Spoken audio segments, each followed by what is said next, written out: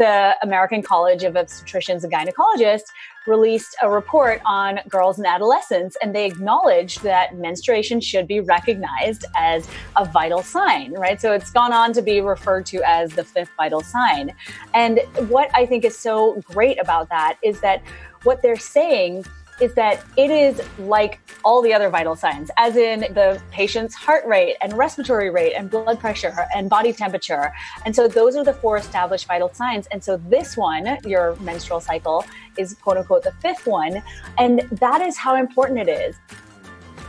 Welcome back to the Essentially You podcast, all about reinventing your health with safer, cheaper, more effective, natural solutions and powerful lifestyle changes so that you become the CEO of your health. I am your host, Dr. Marisa Snyder. What if your menstrual cycle was your fifth vital sign? Just and equally as important as the other 4 vital signs of your body as an indicator of your overall health, such as body temperature, pulse rate, breathing, respiratory rate, and blood pressure. Now, if this statement is making you think, why haven't I been taught this before?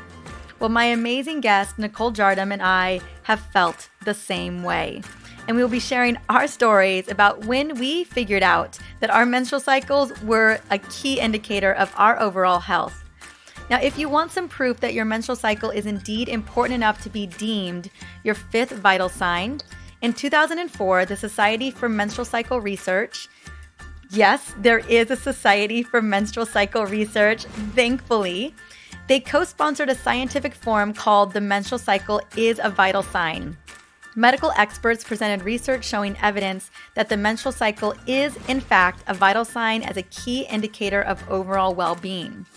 Finally, 10 years later in 2015, the American College of Obstetricians and Gynecologists Committee in Adolescent Healthcare published a menstruation in girls and adolescents using the menstrual cycle as a vital sign.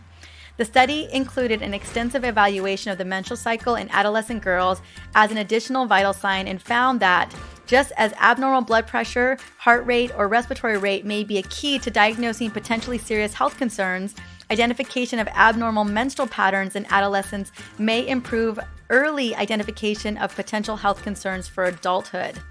Now, this committee asserted that if menstrual cycles do not function within normal parameters, general health is at risk because multiple body systems are impacted by menstrual dysfunction. Committee clinicians emphasized the critical role of menstrual patterns in reflecting overall health status, and they recommended that this information, along with other vital signs, be within the review of systems and history of presentation of illness. This is a really big deal, and yet a lot of us don't recognize how important our menstrual cycle plays on our overall health. Well, today, Nicole Jardim, who is one of my besties and also known as a period fixer, she is going to go deep in this area, not only into the endocrine system, but also exploring the role that our cycle plays in our overall health, but also touching upon root causes of hormonal imbalance. And you know how much I love to talk about that. Now, before Nicole comes on to share her incredible wisdom around owning your cycle as a fifth vital sign, I want to share a quick little resource that I created for you to support your hormone journey. Since we're talking about that hormone journey, I created this perfect little cheat sheet. It has my 6 favorite, not even just favorite, they are my best hormone support remedies to deal with some of the biggest issues around hormonal imbalance, especially stress, mood swings, brain fog, fatigue, and even emotional eating. We know that that can be tied to hormonal imbalance as well. And here is why I created this for you.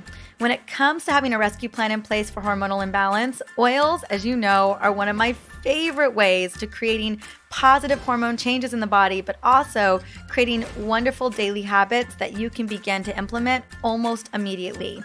And the results that you will experience will be immediate and transformational. And who doesn't want that? I know I do. It's probably why I use them every single day. So these top 6 oils and recipe blends are going to address sleep, fatigue, sugar cravings, brain fog, hot flashes, mood swings. I'm covering the gamut. For me today, as you know, I have my blends with me all the time. I already used my instant energy blend, my brain fog be gone blend, and I used my little hormone synergy blend as well. Just because it's so nice to have these at your fingertips anytime you're feeling like you need a little pick-me-up or you need to kind of get your mood right. That's why I love them. So I am going to have it in the show notes, this wonderful little cheat sheet for you to grab with the recipes and the directions, everything that you need. It's going to be in the show notes for episode 145, or you can just go to drmarisa.com/hormone blends. So now that you've got this great little resource that you can go and grab any moment now, I want to take a moment and celebrate you. Every single day, I hear from new listeners who were recommended by you. One such listener is Tammy from Brooklyn, New York. She reached out to me on Instagram just a couple days ago, and here's what she had to say. Hearing my two favorite people on an interview was such a treat for me. Thank you so much for bringing on Sherry Salata to share her story about owning midlife and redefining what it looks like for herself and for all of us transitioning into the next phase of our lives and needing to get clear about what is important and what we need to let go of. My favorite quote that she spoke, "If not now, when? And now is the time for me." Well, thank you so much, Tammy, for jumping in and sharing how much you loved that interview. I love me some Sherry Salata as well. And her amazing episode, which was episode 131, on how to create new possibilities and achieve your dreams at any age, I thought was so incredible. Tammy, if you are listening and you are open to receiving a copy of my book, we would love to send it to you. Just reach out to me on Instagram or Facebook, and we will get you a signed copy of the Essential Oil Hormone Solution book ASAP. Now, if you are listening, number one, welcome to this show. This podcast, if you're listening for the first time, it's all about empowerment. And if you're listening for multiple times, if this episode or these podcasts have helped you in any way at all, I would love to shout you out. You can reach out to me via Instagram, Facebook, or what I would really, really love is if you reviewed this podcast on iTunes or whatever podcast platform you love to plug into. Here's the thing, there aren't enough women's health podcasts out there, and there are so many misconceptions and myths around women's hormone health. Even today's topic, it's so clear that we really need to dig deeper into this work. And what I know for sure is that when women are armed with information, they are unstoppable. So please continue to share this in any way that feels authentic and amazing for you, because when we get this information out there, women become the CEO of their health. Now let's jump into this amazing conversation with my dear friend Nicole. But before I bring her on, I want to sing her praises. Nicole is a certified women's health coach and the creator of Fix Your Period, a series of programs that empower women to claim their hormone health using a method that combines simplicity and sass. Her incredible work has impacted the thousands of lives of women around the world, addressing issues like PMS, PCOS, infertility, and many more. Nicole is the co-host of The Period Party, a top-rated podcast on iTunes. Be sure to tune in if you want to learn more about how to fix your period. She's also a keynote speaker for the highly acclaimed Cycles and Sex, a platform and event series devoted to building awareness and education around menstrual health, hormonal health, and reproductive health. Let's bring this powerhouse on.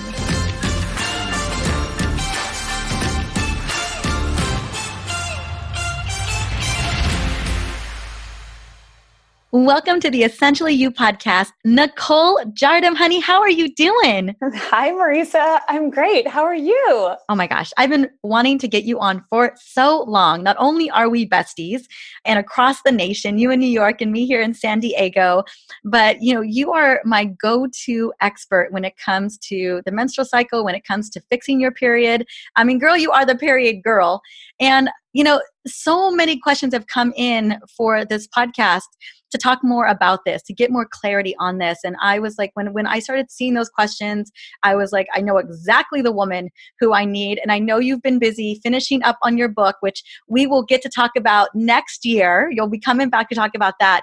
But I've been holding space that you have an opening for us to come on in. And so we're going to be talking about really getting to know your menstrual flow, getting to know your menstrual cycle, because it tells you so much. Can you tell everybody that it's a key indicator for your overall health? Can you just say that for all of us? 100%. So it's so interesting because back in 2005, the Society for Menstrual Cycle Research, that research body does actually exist.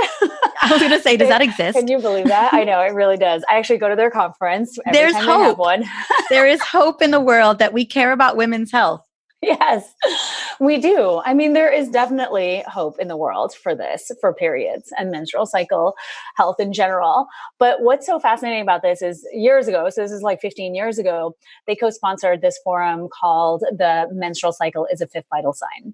And then 10 years later, the American College of Obstetricians and Gynecologists released a report on girls and adolescents, and they acknowledged that menstruation should be recognized as a vital sign, right? So it's gone on to be referred to as the fifth vital sign.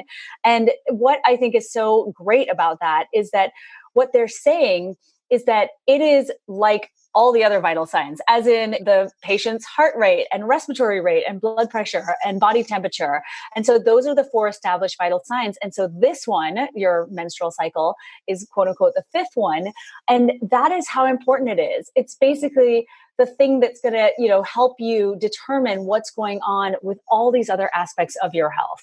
And yet we are not focusing on it. And even though these important bodies of research and the director of obstetrics is saying that, hey, this is the fifth vital sign, I do not see it being passed down. It's not really necessarily where I hear general practitioners talking about. And absolutely, I think a lot of people, it's one of those things. I mean, I don't know if it's culturally or what. It's just an area that we just haven't been focusing our efforts, I think, until just really recently. Are you seeing a shift a little bit in women focusing more on this, or beginning to realize how important it is? A huge shift. It really is fascinating to me. As in my book, In Fix Your Period, I was talking about this, about the fact that in 2015, the ACOG did make a reference to your menstrual cycle being a vital sign. And interestingly, in that same year, the period was quote unquote dubbed the year of the period by NPR. And it was really the time when things started to shift. Like Donald Trump, he made fun of Megyn Kelly, a news reporter, for being on her period of, some kind of silly, stupid joke like that. And it sort of like unleashed this firestorm from women in the general public.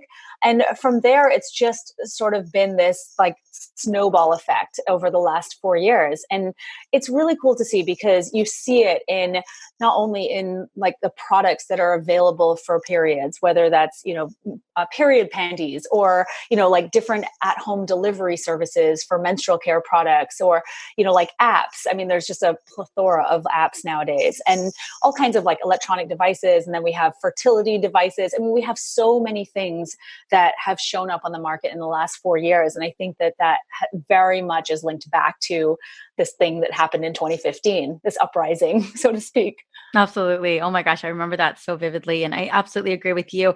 I think especially with women, younger women in their 20s and into their 30s, we're paying a lot of attention. But I know that, earlier generations, it just wasn't an area that we were focusing a lot of effort on. We weren't talking a lot of. So I think, and that's a lot of the women that I serve, some of them still are unknown. And even with this, I think about the awareness.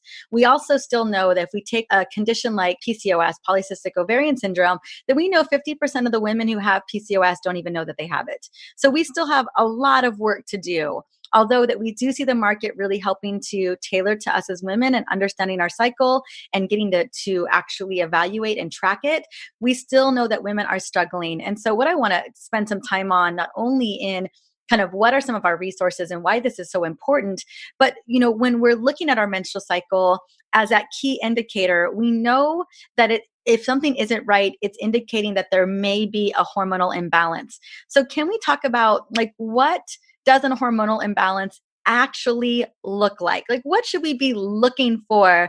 And if we're talking specifically about reproductive hormones, what hormones are actually involved?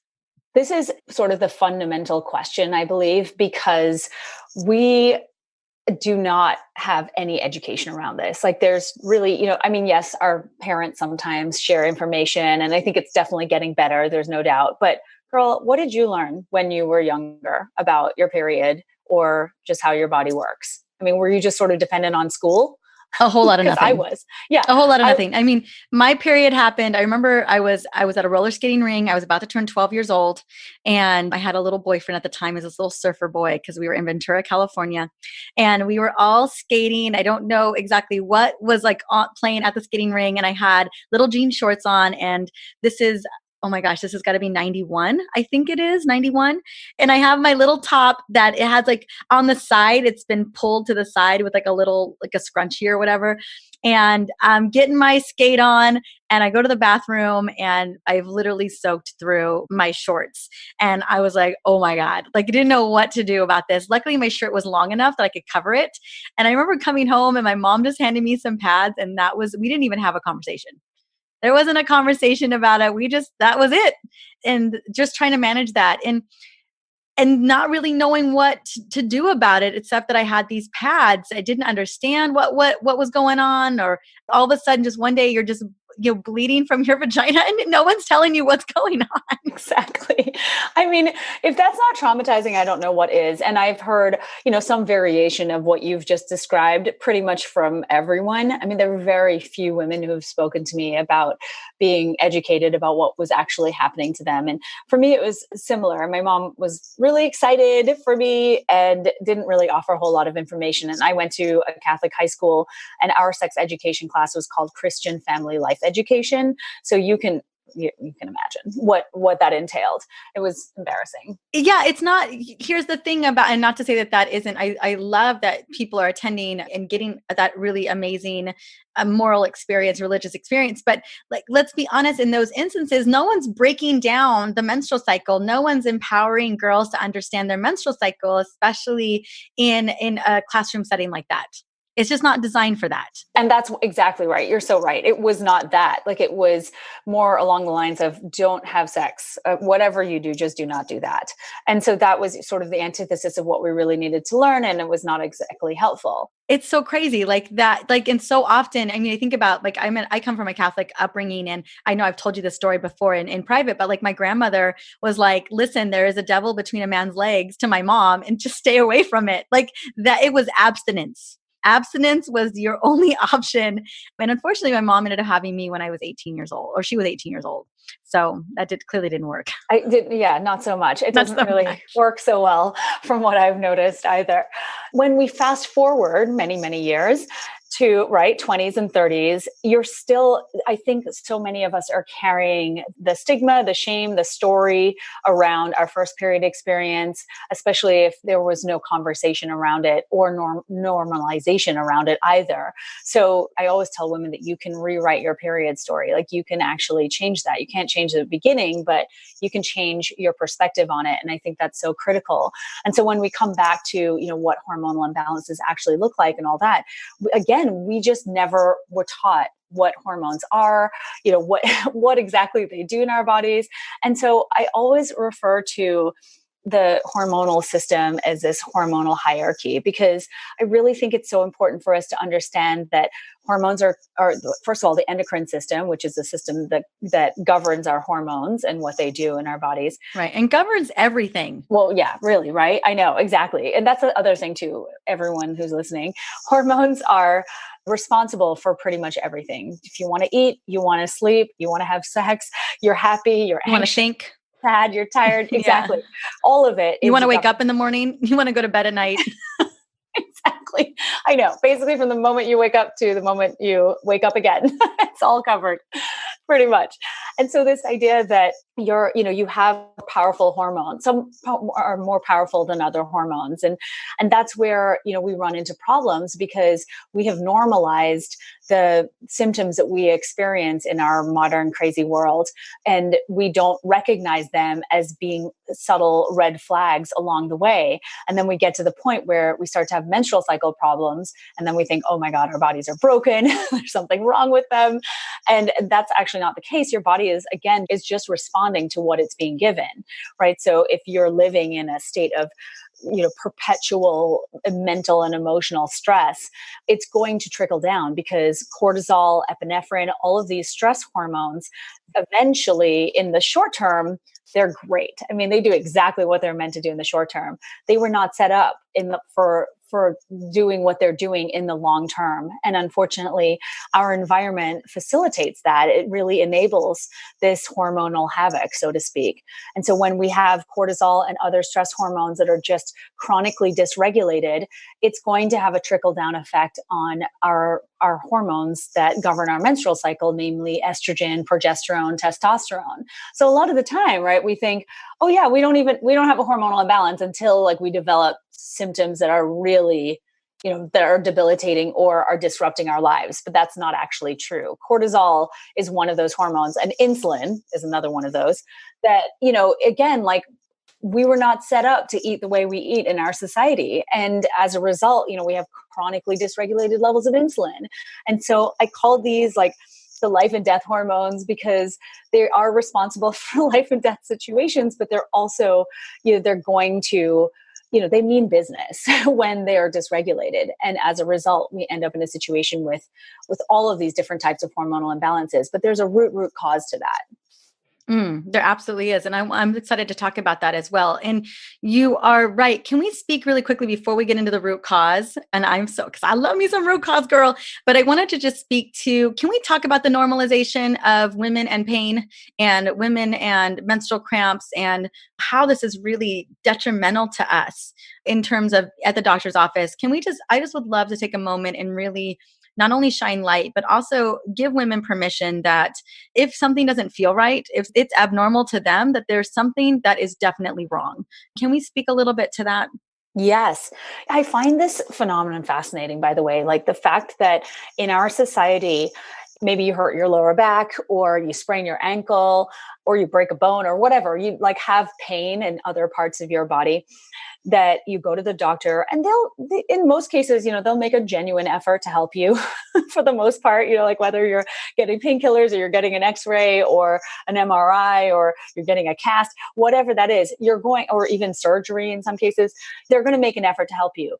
But for whatever reason, well, I know the reasons, we'll get to that, we do not take pain in our uteruses as seriously for many reasons. But that is a huge problem. When it's uterine pain, it's completely normalized. It is totally normal now to have that kind of pain, sometimes debilitating, and for a doctor to just dismiss it.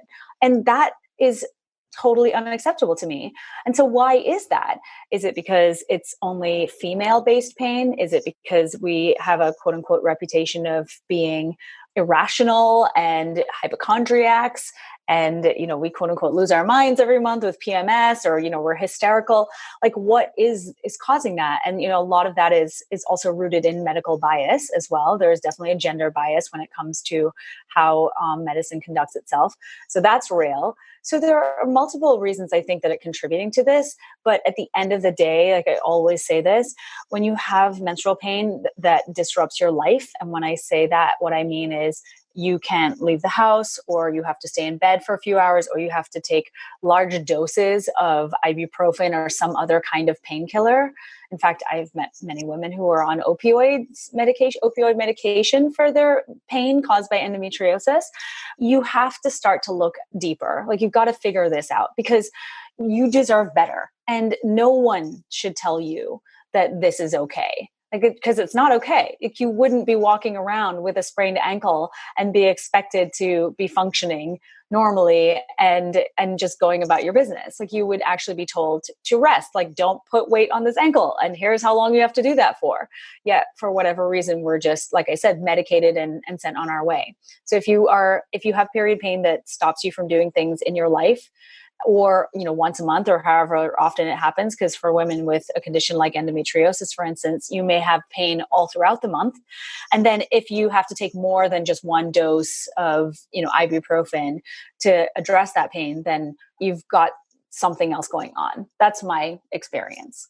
Thank you so much for shedding light on that. I just wanted to have you speak to that because so often I know that women are put to the wayside, or they're just told it's normal to just, really just being told to ignore it. And, it's important that we're educated that it's not, and that there are things that we can do about it. Absolutely. Okay, so let's go back into root causes, because root causes is where I love to live, because exactly what you said, our reproductive hormones, again, fifth vital sign of what's going on, tracking our menstrual cycle. And what that tells us is that's an indicator. Your hormones are saying something. They're like, something isn't right here. But these reproductive hormones, they are downstream from not only other hormones that could deregulate, like our stress hormones, our metabolic hormones, and our thyroid hormones, right? All of these kind of the bigger drivers up here. But guess what? Those hormones don't just choose to become imbalanced either. Something has to throw them off. And let's talk a little bit about those root causes. And let's get real about the root causes that are existing, because a lot of those things, we can make some pretty big changes on our own when it comes to healing our bodies.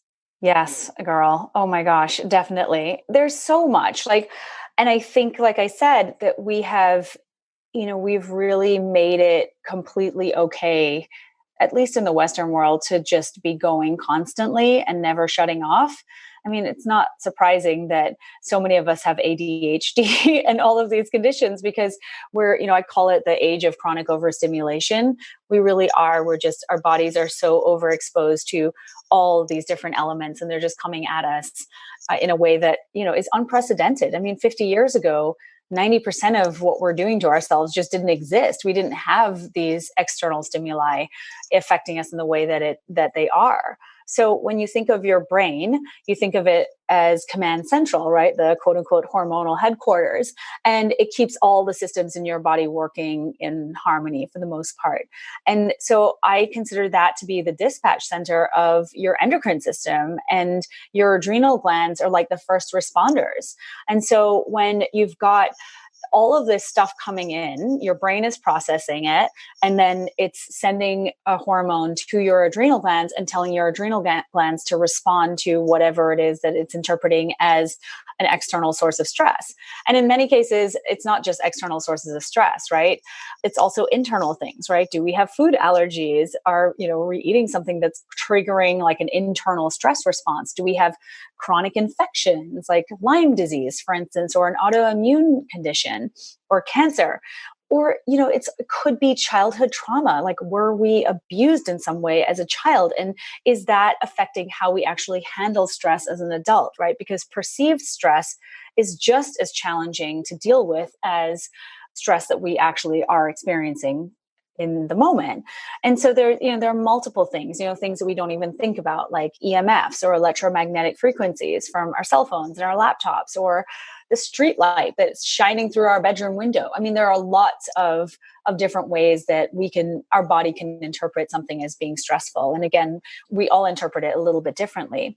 So we have this stress response happening. Your adrenals are those first responders, and then they send out all of the hormones that need to be sent out in order to help you cope with whatever is happening.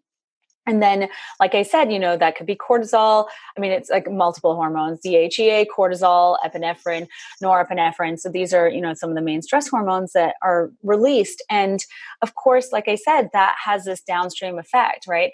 Our bodies are prehistoric creatures. I always ask people to visualize themselves like, 100,000 years ago as part of a hunter-gatherer tribe. Like, you're out one day, you're foraging for berries or whatever. And, out of the corner of your eye, you see a lion, or you see some animal that is a threat to you.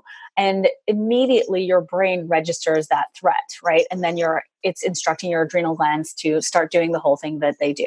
And then in that moment, your adrenals are literally saving your life, right? Cortisol is saving your life. It's taking offline all the other functions, your digestion, your reproductive system, because let's face it, none of us are trying to get pregnant or have a baby when we're in the midst of running for our lives.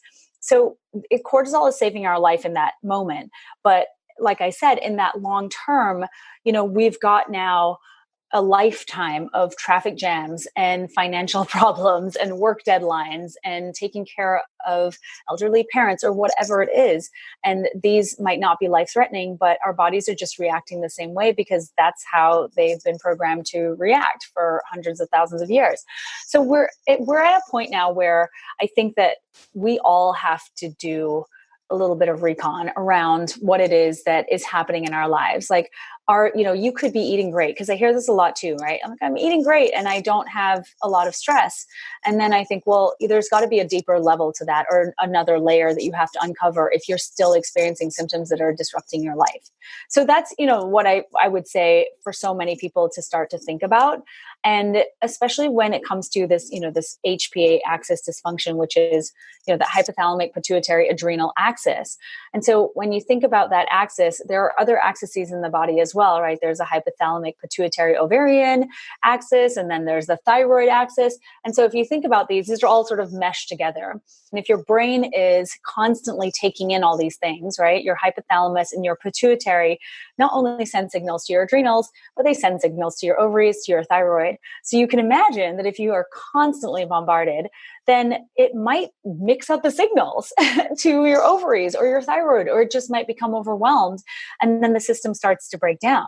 So when I ask women to think about the first signs of a hormonal imbalance, like the red flags, the things are not even related to your period. I mean, they're like difficulty falling or staying asleep, or getting a second wind late at night, and, feeling that tired but wired feeling.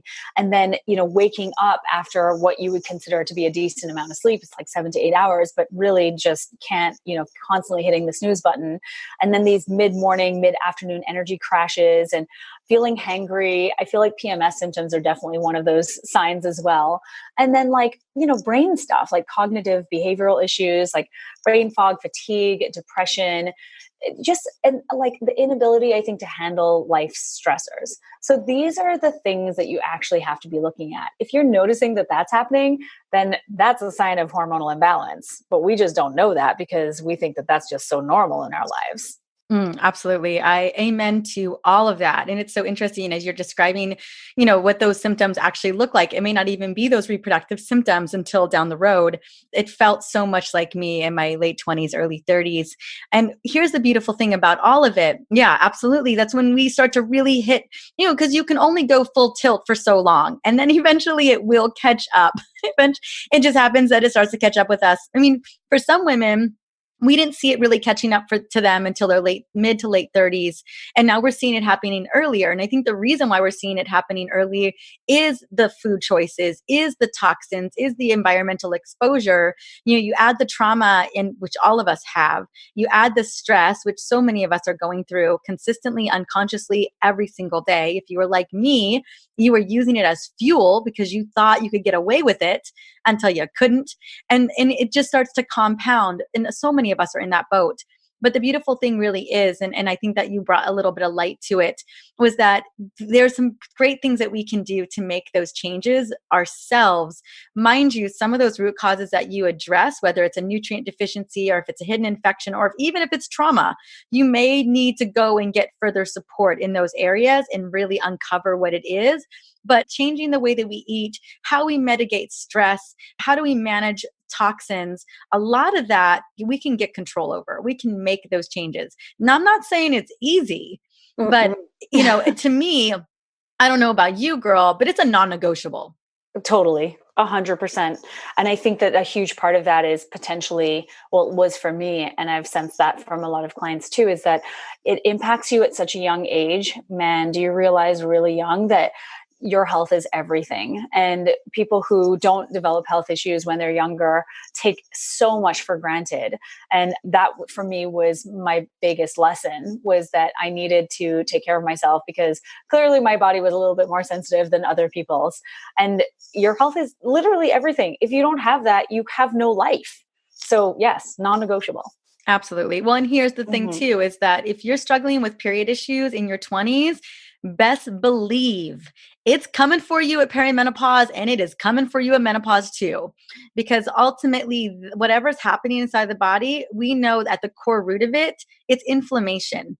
And your hormones do not do well with inflammation. Your body and your cells do not do well with inflammation. And if you're having struggles of inflammation and a hormonal imbalance early, it's not going to get better. It's not going to get better. And so watching my mom, such a great example of this, struggled with her hormones her whole life, definitely really horrible PMS. I mean, to the point where I think she had PMDD. Going into perimenopause, oh my goodness, she struggled so much. And then when she hit menopause, and at that point, the big light bulb came on, because that's when we oftentimes think women are going to be struggling. Like, oh, that's when we're going to hit a wall there. So then it was very clear to my mom at the time that she was very much in what she thought was hormone hell. And she did a major revamp, a major reset. I took over her care, and, she just ran a marathon last weekend and then got up the next day at 5:30 in the morning and did another little run. And I'm like, anyways, like, and I'm not going to say how old she is right now, but, because I'm not allowed to, but, but, she's killing it. And, how she's doing today is she feels profoundly more energized, profoundly better, just kicking booty and taking names, far better than she was doing 10 years ago. And really what it was is we, not only did we address those hormone symptoms, which again, were just kind of an indicator of something deeper happening, but we were able to really, help support our liver, help support our gut, help reduce inflammation. And it's amazing when your body is really working for you, because it's always trying to. Every little hormone, every little cell, its core mode of operation is to ensure your survival, ensure that you're thriving. But if they're struggling, it's going to be a difficult road. And now I look at her, 10 years later, and 10 years ago, she was 49 years old. So you can do the math. And, 10 years later, and you think about that age, and we always, however people want to think about that age, well deep into midlife, but that we've been sold this bill of goods, especially women, that we are old, that our bodies don't function. And watching my mom, completely flip that myth on its head, and making those changes at a time where most women feel like, oh my gosh, this is it, and it's just, that's what's possible. And there's nothing inherently unique about my mama, except that she decided to make those changes. Mm-hmm. I always say that you have to make the decision. Like, you have to decide that you're worth it, that this is something that you feel is going to fundamentally change your life. And if you make that decision, I think all of these changes are completely possible. I mean, like, I did a lot of this in my 20s in college as a start, and it was tremendously difficult because I was just feeling around in the dark. Whereas nowadays, there's so much amazing information. There's your podcast, for instance. Like, there's just so much out there that your podcast. Well, yeah, mine too. Yeah, exactly. But I'm on your podcast, so we're talking about yours. Okay. And, and your work and my work, and so many of us who do this, and, to really develop an understanding of what's going on in your body, this idea of, body literacy, which is, really deepening that knowledge that your body is basically telling you things. It's giving you messages, and your menstrual cycle is like the biggest message. I mean, people who do not have menstrual cycles don't have this amazing tool that they can use or they can utilize. And, it tells you things like we were talking about with this vital sign conversation earlier. If you have a really heavy period, or it's really painful, or you have no period, those are key indicators that something's going on. Like, if you don't have a period, that's a sign that you're not ovulating. And if you're not ovulating, you're not making these really yummy, juicy hormones like estrogen and progesterone and testosterone in the levels that you need to be making them. And over time, that impacts not only your brain health, it impacts your bone health, it impacts your mood and your mental health state. There's so many aspects to the roles that these hormones play in our bodies, and yet we're just not aware of that. And so we think that, again, we can medicate away our periods with some sort of hormonal birth control, or, we can just have our uteruses removed if we have extremely heavy periods or extremely painful periods, or we have a condition like endometriosis or adenomyosis. But the problem is not your uterus. The problem is system wide, like you were saying. And so we have to look at all the other hormones, because if your sex hormones are messed up, all the other ones are too. Like I said, your cortisol and your insulin, and, other hormones too, potentially like pregnenolone, which is like another one of those top tier hormones, or DHEA even, or your androgens. And, that could trigger no ovulation, or it can trigger polycystic ovary syndrome in some women who are susceptible, and melatonin. I mean, like there's so many. So we have to really start to look at what the habits are in our lives that are triggering these hormones to respond in this way. Because eventually, yes, these period problems develop. And then you have to start to backtrack and make an effort to address that. Here's the deal. Once the period problems come into play, we definitely know we need to do the work. Once it gets to the reproductive hormones, once it gets and it starts messing with your period, you're full in at that point that we've really got to start investigating and seeing what's going on, because most likely you had whispers and small signals that you weren't paying attention to because you didn't think you had to, that were telling you early on. I know for you and I, that was very much the case, right? It was all of a sudden, it wasn't until you had like some major physical symptoms where you're just like, oh, okay, something isn't right here anymore. And I think the sooner we can educate each and every one of you to be looking for those smaller symptoms, those smaller whispers, the better off we're all going to be. Oh, yes, I know, right? Like that's the thing. When you think about the fact that we've sort of been programmed, I suppose, to not pay attention to those little whispers, right? That little voice. And that's again where period literacy, body literacy comes in, where you're actually starting to look at these things and pinpoint them and say, well, maybe that's not totally normal. And, when we think back to being kids, you went to the doctor for whatever, you had an ear infection or you had some other issue, a skin issue perhaps, or you needed antibiotics for something, you had a cold. We always went to the doctor under the belief that they were going to fix us, right? Like we just, we go there and we're going to get a cute Band-Aid and we're going to get medication and then you get better. And it doesn't really quite work that way as an adult with chronic issues. Like we have to apply a different method of healing when we have a problem that has persisted for 3 months or more. In the case of pretty much everyone we've all worked with, that's definitely the case for everyone, is that they've had some kind of issue that has just been persistent and has not gone away with the antibiotics or with the birth control pill or even like a surgery or a minor procedure or something. Like the thing is coming back. And that's where you step into your power, right? As the boss lady, the owner of your body. And there you have access to information that can help you start to shift your life around so that you can really address the issues that you're dealing with. Absolutely. Are there when we're talking about period literature and just becoming a period detective, are there apps? What do you recommend for us to start looking at this more closely? There's a couple of things. I think the first thing that we all have to do, again, this is if you're still cycling. If you're not cycling, then it doesn't technically apply because you don't have a cycle to track anymore. Right. Yeah. But like if you are still cycling, and this is from And if you're not cycling, that is totally okay as well. At menopause and beyond, you freed up energy. Yeah.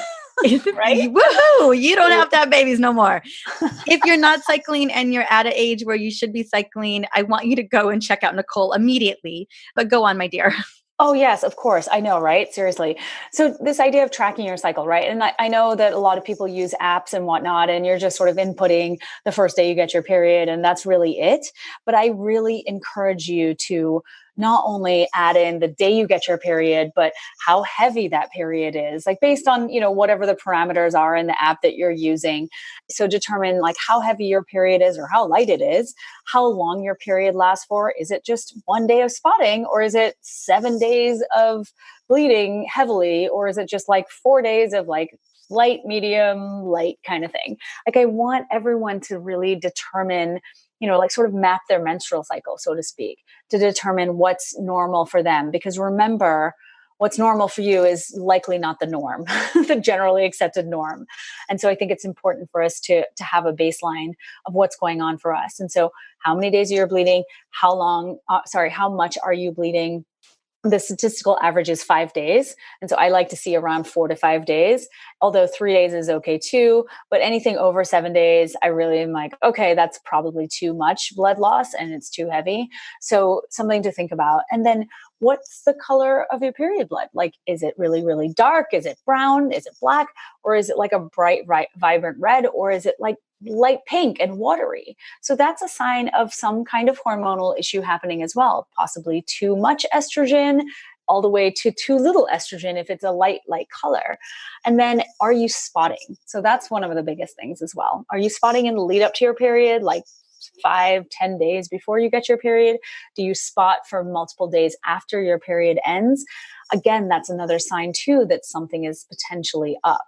The final thing is period pain and symptoms. Do you have pain? Like, make a note of the pain that you're experiencing throughout your period and in the days before your period, or pelvic pain that you experience throughout the month that is potentially disruptive. Like an ache or pain here or there is no big deal. But if you have ovulatory pain, for instance, like when an egg is released during ovulation, does that like knock you down, or do you just feel like a little twinge, or do you not feel anything at all?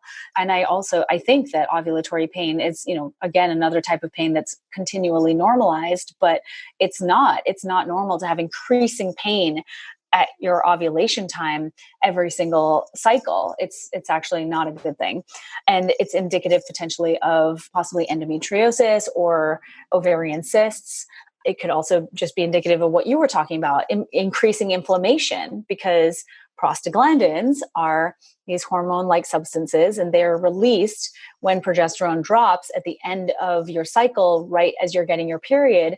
And then they go to work triggering contractions in the uterus, but they're also responsible for ovulation as well. So they actually help that egg get released from your ovary, from the follicle that it's in on your ovary at ovulation. So if you have crazy amounts of inflammation in your body, whether that's from diet or from stress or from an underlying infection or environmental toxins, or your liver isn't breaking things down properly, or your gut's not working great, those prostaglandins rise, those inflammatory prostaglandins go up because you're overall inflamed. Like, that's just the trigger.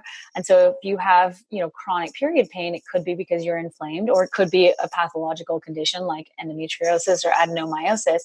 Or when it comes to ovulatory pain, it could just be that you're just super inflamed, or maybe one of those conditions too. So your menstrual cycle can tell you so much. I know we can't totally do it justice in this short period of time, but those are just some of the ways you can start to track and pay attention to what's going on. And then you can take action from there when you're in the know. Absolutely. Because again, it starts to show if something isn't right, it's worth then beginning to investigate, whether it's a thyroid issue that may be throwing it off, whether it's insulin that's maybe throwing it off, maybe it's inflammation or it's stress. Like, we got to start looking at what may be causing it. And that's where you come into play, my dear. So with all of that, I feel like we have a very beautiful picture, not only where to start, some of the biggest concerns, some of the misconceptions, and really kind of that jump off of what to be looking for. How do we get to plug into you? Oh, yes. Okay. So you can find me on my website. It's NicoleJardim.com. I have a blog with a lot of this information on there, as well as a podcast, and it's called The Period Party. We interview guests like every couple of weeks. We have a new episode, and there's just tons of information on there too. And then I have programs. I have a program called Fix Your Period, and multiple other programs as well that are similar to that. And they all are addressing these same underlying issues that I've just been describing. And finally, I have a book coming out. It's coming out in April of 2020, and it's called Fix Your Period as well. And it actually details almost my entire protocol that you would find in my programs. And, again, like, that's going to be just such an amazing resource for anyone who is struggling with what I was talking about, like these top tier hormonal imbalances, and how do I start to fix them on that level, and then on the sex hormone level too. Ooh, I love it. And I'm so glad you dropped the book. I was going to mention it anyway. And I know it's April 2020. However, that's coming around the corner. And I want you guys to be plugging into Nicole one way or the other. Also, girl, your Instagram is so amazing and on fire. Oh, yeah. Yes, where can we find you on Instagram? You guys know how much I love Instagram. And I couldn't believe she didn't mention it. I know, it was in my head, and then I went to the website and the book. Yeah. Anyway, Instagram. Yes. So Nicole M. Jardim, M like Madeline. You can find me on there. And yes, I would love for you to follow me. I do series on different types of hormonal imbalances and different types of period related issues like PMS or endometriosis or whatever. So all kinds of things on there. And I would love to meet anyone who's listening on socials.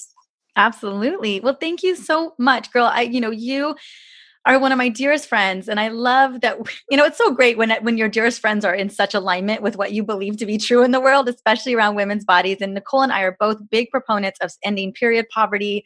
We support a lot of the same foundations, and it just feels so good to be in alignment with your mission as well, that we share that same mission. So I just want to say thank you so much. And I can't wait to have you back on, because girl, you're coming back on to talk about your book in just a couple of months as well, so that we can continue to highlight your expertise. Thank you. Thanks, Marisa. Likewise, I feel exactly the same about your work in the world too. And I'm so thrilled that you invited me on the podcast again. Thank you. Thanks, honey. Talk to you soon. All right, you too. Bye. Well, I just get so giddy and so excited to be able to bring Nicole on. And I also have so much gratitude for her sharing her truth about hormonal imbalance and teaching us how to track and honor our cycle and pay a lot of attention to it so we understand what's going on with our body. I always learn something new when I hang out with her, and clearly we love to have fun too. Now, if you would like to get to the bottom of what's going on with your period and you want to dig into fixing it, I know for a fact that Nicole is your perfect expert. So check her out on Instagram or even on her website. I will also have a link to her Fix Your Period quiz in case you want to dive into getting to the root cause of what's going on with your menstrual cycle. You can head on into my show notes for episode 145. I can't believe it's 145. So exciting. Or go to drmarisa.com/podcast. Also, do not forget to grab my hormone remedies. These blends are going to knock your socks off. You're going to love them.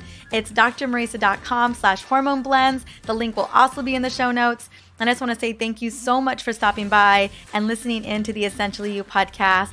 In an upcoming episode, the next episode, we're going to be continuing this conversation about the menstrual cycle, and I'm going to be sharing how to own the 4 phases of your cycle and how to prepare and rock each phase. Again, the more we know, I think we should just dig a little bit deeper, the more we can set ourselves up for success. And ultimately, that is what we deserve.